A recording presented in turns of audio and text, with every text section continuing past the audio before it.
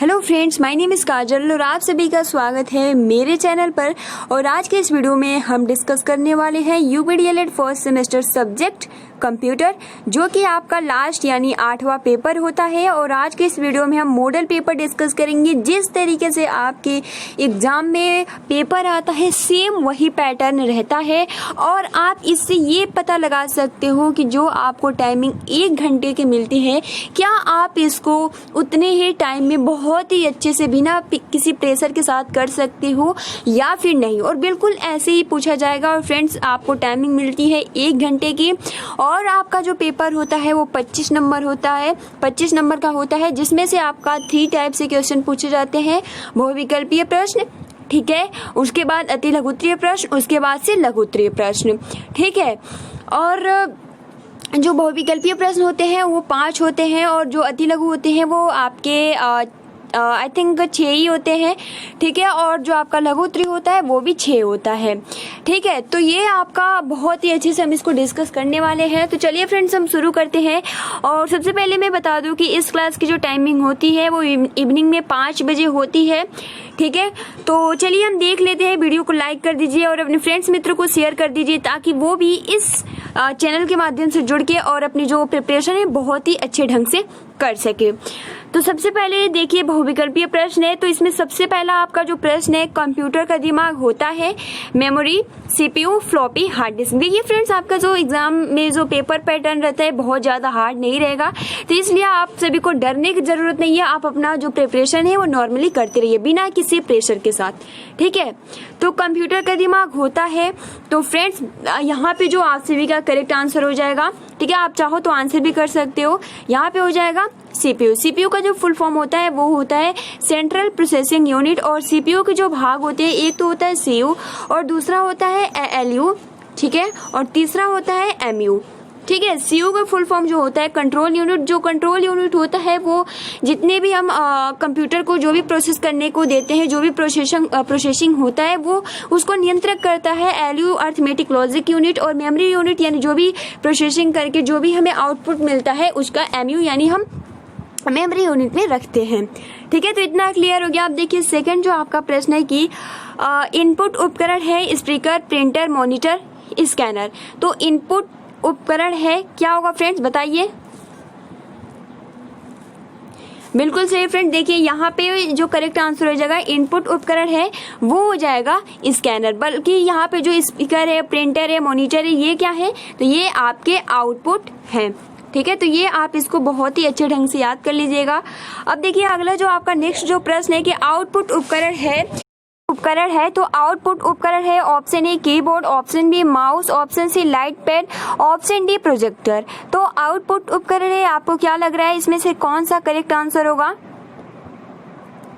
बिल्कुल सही फ्रेंड्स, यहाँ पे आउटपुट उपकरण जो होगा वो हो जाएगा प्रोजेक्टर, ठीक है। और ये जो तीनों आपके हैं वो क्या है, आपके इनपुट डिवाइस है। तो ये इसको तीनों बहुत ही अच्छे से याद कर लीजिए। इसी में आपका स्कैनर भी आ जाएगा, और जो प्रोजेक्टर हो गया, मॉनिटर हो गया, प्रिंटर हो गया, ये क्या हो गया, आउटपुट उपकरण होता है। अब देखिए अगला आपका प्रश्न है कि भौतिक राशियों की गणना में प्रयुक्त होते हैं digital computer, analog computer, micro computer, main frame computer. तो आंसर दिख ही रहा है और आप सभी का भी आंसर करेक्ट है कि भौतिक राशियों की गणना में प्रयुक्त होते हैं। तो यहाँ पे जो आप सभी का हो जाएगा एनालॉग कंप्यूटर, ठीक है। अगला जो आपका प्रश्न है कि बाइनरी कोड होता है असेंबली भाषा में, ठीक है, मशीनी भाषा, HTML उच्च स्तरीय भाषा। तो बाइनरी कोड होता है, क्या होगा फ्रेंड्स। बिल्कुल सही फ्रेंड्स, यहाँ पे हो जाएगा कि बाइनरी कोड कहलाता है, वो कहलाता है मशीनी भाषा। तो यहाँ पे ऑप्शन नंबर ब यहाँ पे आप सभी का करेक्ट आंसर हो जाएगा। अगला जो आपका देखिए 5 ही क्वेश्चन होता है बहुविकल्पीय प्रश्न में। तो बताइए कंप्यूटर बहुत इजी है, अब बहुत ही आसानी के साथ, क्योंकि 3 पेपर होता है, इसी की वजह से जो यूपीडीएलएड का पेपर होता है 3 होता है, ठीक है, और ज़्यादा हार्ड पेपर नहीं पूछा जाता है। तो प्लीज़ गाइज आप बिल्कुल भी प्रेशर ना लिया करो कि हम एग्ज़ाम कैसे देंगे, है ना, बिना किसी प्रेशर के साथ। अब देखिए यहाँ से आपका अति लघु स्टार्ट हो गया, जिसमें सबसे पहला प्रश्न है कि ब्राउजर किसे कहते हैं। ठीक है, ब्राउजर किसे कहते हैं, तो ब्राउजर एक ऐसा प्रोग्राम है जो उपभोक्ता एवं वेब सर्वर के बीच मतलब कि स्थापित करता है, ठीक है, संबंध स्थापित करता है। यहाँ पे रहेगा कि ब्राउजर एक ऐसा प्रोग्राम है जो यूजर एवं वेब सर्वर के बीच संबंध स्थापित करता है। तो ये इसका आंसर हो गया। और ये जो क्वेश्चन होता है ये आपका 1 नंबर का होता है, और जो ऊपर 5 नंबर का जो आपका बहुविकल्पीय क्वेश्चन था वो भी 5 नंबर का ही होता है। एक प्रश्न पे 1 नंबर दिया जाता है। उसी प्रकार जो आपका अति लघु होता है ये भी 1 नंबर का होता है, और जो लघु उत्तरीय होता है वो 2 नंबर का होता है। अगला जो आपका प्रश्न है कि URL का पूरा नाम है, तो URL का पूरा नाम होता है यूनिफॉर्म रिसोर्स लोकेटर। यानी देखिए U से जो आपका होता है, U से होता है यूनिफॉर्म, R से होता है रिसोर्स और L से होता है लोकेटर। यानी URL का जो फुल फॉर्म होता है वो होता है यूनिफॉर्म रिसोर्स लोकेटर। अगला आपका प्रश्न है कि ईमेल अकाउंट क्या है, तो ईमेल अकाउंट वह अकाउंट होता है जिसमें संदेश ईमेल वाले व्यक्ति की पहचान तथा उस वेबसाइट का नाम जिस पर अकाउंट खोला गया होता है उसे ही हम ईमेल अकाउंट कहते हैं। अगला जो आपका प्रश्न है कि मिनी कंप्यूटर में रैम की क्षमता क्या होती है, तो मिनी कंप्यूटर में देखिए यहाँ से हो जाएगा कि प्रथम यानी 1 MB से 256 MB रैम की क्षमता होती है, ठीक है। मिनी कंप्यूटर में रैम की जो क्षमता होती है ये इतने से इतने तक होती है। अगला जो आपका प्रश्न है कि डेस्कटॉप क्या है, DLED 2019 का पूछा हुआ प्रश्न है। तो डेस्कटॉप कंप्यूटर स्क्रीन की पृष्ठभूमि है, ठीक है। डेस्कटॉप क्या है, तो डेस्कटॉप कंप्यूटर स्क्रीन की पृष्ठभूमि होती है। अगला जो आपका प्रश्न है कि माई कंप्यूटर से आप क्या समझते हो, तो माई कंप्यूटर एक सिस्टम फोल्डर है जो डेस्कटॉप पर व्यक्त होता है और इसमें डिस्क ड्राइव तथा सिस्टम फोल्डर आइकन्स होते हैं, उसे हम माई कंप्यूटर कहते हैं। तो हमने देखा भी है माई कंप्यूटर एक सिस्टम फोल्डर होता है। जैसे ही हम डेस्कटॉप को ओपन करते हैं या व्यक्त होता है तो हमें सबसे पहले डिस्क ड्राइव या उसमें आपका सिस्टम फोल्डर आइकन्स होते हैं माई कंप्यूटर में, ठीक है। अब देखिए आपका 6 प्रश्न जो होता है वो अति लघु का होता है। ये भी आप बहुत ही आसान के साथ कर सकते हो, लेकिन अगर जो अच्छे से नहीं स्टडी करेगा उसके लिए तो जितने भी प्रश्न होंगे हार्ड होंगे, है ना। तो इसलिए फ्रेंड्स आप अपना अच्छी से प्रिपरेशन करते रहिए। अब देखिए लघु उत्तरीय प्रश्न जो होता है, देखिए फ्रेंड जैसे कि मैं आप सभी को बता दूं कि जो आपका जैसे बहुविकल्पीय प्रश्न 5 क्वेश्चन पूछता है, अति लघु 6 पूछता है, और उसके बाद जो लघु उत्तरीय होता है उसकी संख्या जो होती है, प्रश्नों की संख्या वो 7 होती है। क्योंकि देखिए पहला तो 5, ठीक है, 5, उसके बाद 6 और उसके बाद जो आपका होता है वो आपका यहाँ पे 7 नंबर का होता है, मतलब 7 क्वेश्चन पूछता है। तो जैसे कि यहाँ पे अगर हम देखें तो ये आपका 40 नंबर हो जाता है, ठीक है, क्योंकि जो लघु उत्तरीय होता है वो 2 नंबर का होता है। यहाँ पे 6 यानी आपका यहाँ पे 12 हो जाएगा, सॉरी यहाँ पे आपका 6 होगा और 6 और 5 होगा, ठीक है। 5, 6, 11 और 11 में जब हम 14 को ऐड कर देंगे तो यहाँ पे 5 और 2, तो आप देख सकते हो यहाँ पे आपका 25 नंबर हो जाएगा, ठीक है। तो इस तरीके से आपका पेपर पैटर्न होता है। तो सबसे पहले तो आपको पेपर पैटर्न अगर आप अच्छे से समझ लेते हो तो आप बहुत ही टाइम के साथ अपना क्वेश्चन का आंसर बहुत ही ईजिली के साथ कर सकते हो। तो देखिए फ्रेंड्स आपका अगला जो प्रश्न है कि कंप्यूटर के लाभों का वर्णन करें, तो कंप्यूटर के क्या लाभ है इसके बारे में बताइए। तो कंप्यूटर के लाभ, कंप्यूटर उपयोग के मुख्य लाभ जो है वो निम्नांकित है। इसमें सूचनाओं का संग्रहण, विश्लेषण एवं नवीनीकरण का कार्य अत्यंत सरलता और दक्षता से और बहुत ही कम समय में किया जा सकता है। तो ये कंप्यूटर का लाभ हो गया, ठीक है। और इससे व्यक्ति जीवन के विभिन्न क्षेत्रों में किए जाने वाले महत्वपूर्ण निर्णयों के लिए नवीनतम एवं सत्य सूचनाएं आसानी से उपलब्ध हो जाती है। और कंप्यूटर का प्रयोग प्रारंभिक शिक्षा से लेकर उच्चतर शिक्षा तक किया जाता है और कंप्यूटर में संग्रहित समस्त सूचनाएं सुरक्षित रहती हैं। और कंप्यूटर की मदद से किसी भी विषय का अध्ययन बार बार किया जा सकता है, जो कि शिक्षण में एक शिक्षक द्वारा संभव नहीं है। और कंप्यूटर से गहन जानकारियां प्राप्त होती है जिससे शिक्षक एवं विद्यार्थी को व्यक्तिगत लाभ होता है। और कंप्यूटर के प्रयोग से शिक्षा को अनेक आयाम प्राप्त होते हैं। तो जैसे कि मैं आप सभी को बता दूं कि जो आपका अति लघु होता है वो कितने शब्दों में लिखना होता है, तो 30 वर्ड में लिखना होता है। और जो आपका लघु उत्तरीय होता है वो 50 शब्दों में लिखना होता है। तो इसलिए जो मतलब कि जो बहुत ही अच्छे ढंग से आपको पता है तो आप 50 वर्ड्स में लिख सकते हो। और अगर आप नाम पूछता है 30 वर्ड में आप कैसे लिखेंगे, तो ये नहीं देखा जाता है, बस नाम लिख के और छोड़ दीजिए, ठीक है। देखिए सेकंड जो आपका प्रश्न है कि कंप्यूटर प्रणाली के विभिन्न भागों को संक्षेप में समझाइए। तो चलिए इसको हम फिर से डिस्कस कर लेते हैं। तो कंप्यूटर एक प्रणाली है, इसके साथ समन्वित रूप से कई यंत्र जुड़े होते हैं जिनके कार्य का समान उद्देश्य होता है। कंप्यूटर प्रणाली में निम्नलिखित भाग होते हैं। एक तो निवेश अथवा आगत इकाई जिसे हम इनपुट यूनिट कहते हैं, केंद्रीय संसाधन इकाई जिसे हम सेंट्रल प्रोसेसिंग यूनिट या सीपीयू कहते हैं, निर्गत इकाई इसे हम आउटपुट यूनिट कहते हैं, और उसके बाद निवेश निर्गत इकाई इसे हम इनपुट और आउटपुट इनपुट यहाँ पे दोनों ही कहते हैं। ठीक है, तो ये आपका हो गया कंप्यूटर का प्रणाली के निम्नलिखित भाग। तो देखिए फ्रेंड्स, आपका यहाँ फोर्थ में जो हो जाएगा वो यहाँ पे एमयू भी हो जाएगा। ठीक है, मेमोरी यूनिट भी हो जाएगा। अब देखिए अगला जो आपका प्रश्न है कि कंप्यूटर के विशिष्ट गुण क्या क्या है। तो कंप्यूटर के जो विशिष्ट गुण है जो वो निम्नलिखित है। पहला तो हो जाता है शुद्धता, एक्यूरेसी, यानी यदि व्यक्ति कंप्यूटर को कमांड देने में त्रुटि न करे तो कंप्यूटर कभी त्रुटि नहीं करता। कंप्यूटर में त्रुटियां हो सकती है किंतु उनका कारण कंप्यूटर स्वयं न होकर उस पर जो कार्य यानी जो यूजर कर रहे हैं उसके थ्रू अगर जो जैसा इंस्ट्रक्शन दिया होगा उसी प्रकार वो आउटपुट देगा। तो कंप्यूटर द्वारा त्रुटि का कारण आंकड़ों में या दिए गए निर्देशों में त्रुटि नहीं होगी। कंप्यूटर कभी भी गलत गणना नहीं करता है जब तक जो यूजर है वो गलत इंस्ट्रक्शन न दे। ठीक है, तो पहला गुण तो ये हो गया। दूसरा जो होता है स्वचालन यानी ऑटोमेशन। तो जो ऑटोमेशन होता है वो क्या होता है, तो यहाँ पे हो जाएगा कि प्रोग्राम के एक बार कंप्यूटर की मेमोरी में लोड हो जाने पर प्रोग्राम का केंद्रीय संसाधन इकाई के द्वारा कार्यान्वित होता रहता है। यानी अगर हम एक बार इंस्ट्रक्शन दे देते हैं तो वो स्वचालन ऑटोमेटिक होता रहता है। ठीक है, अगला जो आपका प्रश्न है वो अगला जो इसका गुण है वो है विश्वसनीयता।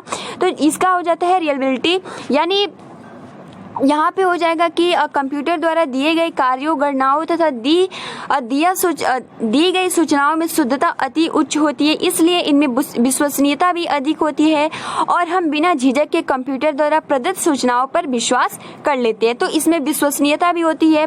अगला जो है वो है परिश्रमी यानी डिलीजेंस, यानी कंप्यूटर मानव की भांति अत्यधिक कार्य करने से थकता नहीं है क्योंकि केवल उसको चार्ज चाहिए। और विश्व की अनेक संस्थाओं में कंप्यूटर लगातार 24 घंटे तक कार्य करता है और मानव जाति के विकास के लिए कंप्यूटर निरंतर एक परिश्रमी गुलाम की तरह बिना किसी त्रुटि के कार्य करता रहता है। उसके बाद देखिए विभिन्नता यानी वर्सेटिलिटी। तो एक ही कंप्यूटर कई तरह के कार्यों को कर सकता है। किसी क्षण में कंप्यूटर किसी परीक्षाफल को तैयार करता है तो दूसरे क्षण में ही कंप्यूटर बिजली के बिलों को तैयार कर सकता है। तो इसके बीच यह किसी सहायक कलर के कार्यों में सहायता कर सकता है। ठीक है, तो ये आप बहुत ही आसानी के साथ इसके गुण लिख सकते हैं, जिसमें आपका शुद्धता आ जाता है, विश्वसनीयता आ जाता है, स्वचालन आ जाता है, परिश्रमी आ जाता है, ठीक है, विभिन्नता आ जाता है। उसके बाद देखिए अगला जो आपका प्रश्न है कि कंप्यूटर का अर्थ बताइए। तो कंप्यूटर एक प्रोग्रामिंग यंत्र होता है जो प्रयोक्ता यानी जो यूजर को इस योग्य बनाता है कि वो विभिन्न प्रकार की सूचनाओं को अथवा डेटा को कार्यान्वित करने के पश्चात उन्हें व्यवस्थित शब्दों या जटिल संख्याओं को गणना के रूप में संचित कर सकता है। इसमें आउटपुट को सरलता से समझ में आने वाले संरूप में प्रस्तुत किया जाता है। कंप्यूटर शब्द का यदि शाब्दिक विवेचन किया जाए तो कहा जा सकता है कि कंप्यूटर शब्द लैटिन भाषा के कंप्यूटर व अंग्रेजी भाषा शब्द के कंप्यूट से बना है, जिसका अर्थ होता है गणना करना। अतः वह यंत्र जो गणना करने के लिए काम में लाया जाता है उसे हम कंप्यूटर कहते हैं। ठीक है, अगला आपका प्रश्न है कि कंप्यूटर के इतिहास पर प्रकाश डालिए। तो कंप्यूटर का इतिहास 2500 वर्ष से पूर्व का है और कंप्यूटर के आविष्कार के लिए इसकी आवश्यकताओं को अनुभव किया गया है। मनुष्य द्वारा एक तीव्र व सटीक गणना करने वाली युक्ति डिवाइस का निरंतर मांग व खोज ने ही कंप्यूटर का आविष्कार संभव बनाया। और सबसे पहले चार्ल्स वेबर, जिनको जनक माना जाता है, सन 1842 में एक शक्तिशाली मशीन की रूपरेखा तैयार की जिसका नाम एनालिटिकल और इसी सिद्धांत पे काम करता है एनालिटिकल इंजन रखा गया। और यह यंत्र पूर्णतः स्वचालित बनाया गया और यह यंत्र गणित की आधारभूत क्रियाएं सफलतापूर्वक क्रियान्वित कर सकता है तथा इसकी गति 60 गणनाएं प्रति मिनट तक थी। तो देख सकते हो, और यह पंच कार्डों पर संग्रहित निर्देशों को समूह द्वारा निर्देशित होकर कार्य करता था और इसमें निर्देशों को संग्रहित करने की क्षमता थी। तो ये इतिहास है, ठीक है। और यह मशीन स्वचालित रूप से परिणाम भी छाप सकती थी।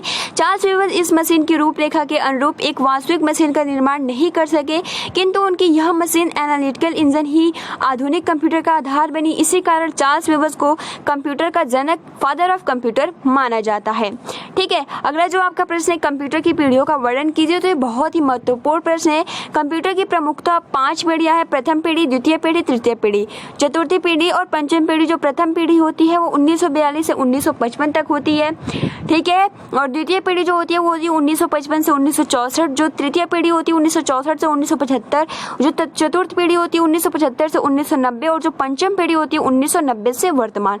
तो ये आपका कंप्यूटर की प्रमुखता 5 पीढ़ियाँ होती है, जो कि हर बार एग्जाम में पूछ लिया जाता है।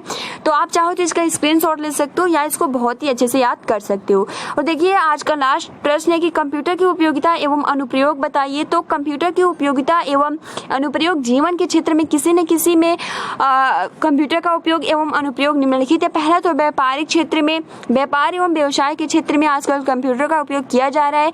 व्यवसायिक संस्थाओं में आंकड़ों से प्राप्त सूचनाओं के माध्यम से उचित नियंत्रण तथा उत्कृष्ट प्रबंधन हेतु निर्णय लेने में कंप्यूटर की सहायता प्राप्त की जाती है। बैंकिंग क्षेत्र में कंप्यूटर का प्रयोग बैंकों में लेन देन की गणना तथा भंडारण के लिए होता है और कंप्यूटर द्वारा ही बैंकों में चेक का भुगतान किया जाता है। और शिक्षा के क्षेत्र में कंप्यूटर द्वारा आज विभिन्न विद्यालयों व विश्वविद्यालय में शिक्षार्थियों को पढ़ाने का कार्य किया जा रहा है। और उसके बाद खेल एवं मनोरंजन के क्षेत्र में कंप्यूटर का उपयोग विभिन्न तरह के खेल खेलने में भी किया जाता है।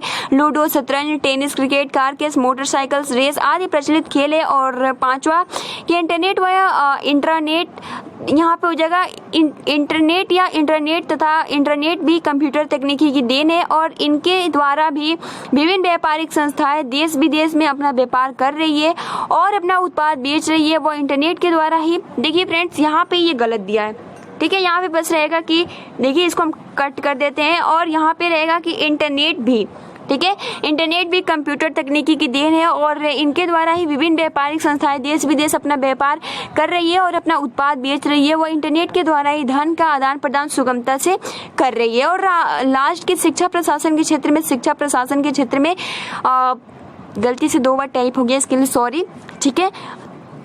यानी शिक्षा प्रशासन के क्षेत्र में भी कंप्यूटर के विविध उपयोग है और कार्यों की सूची बनाना, उनके संबंध में विविध सूचनाएं रखना, अध्यापकों के संबंध में सूचनाएं रखना, परीक्षा परिणाम बनाना, उनकी व्याख्या करना, परीक्षण सुधार व कार्यक्रमों की समीक्षा करना, प्रश्न पत्र निर्माण तथा उनका मुद्रण करना आदि कार्य कंप्यूटर द्वारा ही किया जाता है। 6 जो पॉइंट हो जाता है मेडिकल विज्ञान में, स्वास्थ्य और चिकित्सा विज्ञान में भी कंप्यूटर का यूज बहुत तेजी से हो रहा है। तो फ्रेंड्स ये आज का पेपर पैटर्न, यानी जो आपका कंप्यूटर का पेपर पैटर्न होता है सेम यही होता है, बस इसमें यही होता है कि केवल क्वेश्चन होता है और मैंने आंसर यहाँ लिख दिया है क्योंकि क्वेश्चन का आंसर तो आप सभी को लिखना होता है। तो फ्रेंड्स आई होप कि आपको आज का ये जो मॉडल पेपर था आप सभी को बहुत ही आसानी के साथ और बहुत ही इजली के साथ ये जितने भी क्वेश्चन थे वो कर भी सकते हैं, ठीक है। तो फ्रेंड्स आज के लिए इतना ही। वीडियो को लाइक कर दीजिए और अपने फ्रेंड्स मित्रों को शेयर कर दीजिए और अपना जो प्रिपरेशन है बहुत ही अच्छे ढंग से करते रहिए गाइस। तो आज के लिए इतना ही, मिलते हैं नेक्स्ट वीडियो में। Thanks for watching, take care and best of luck.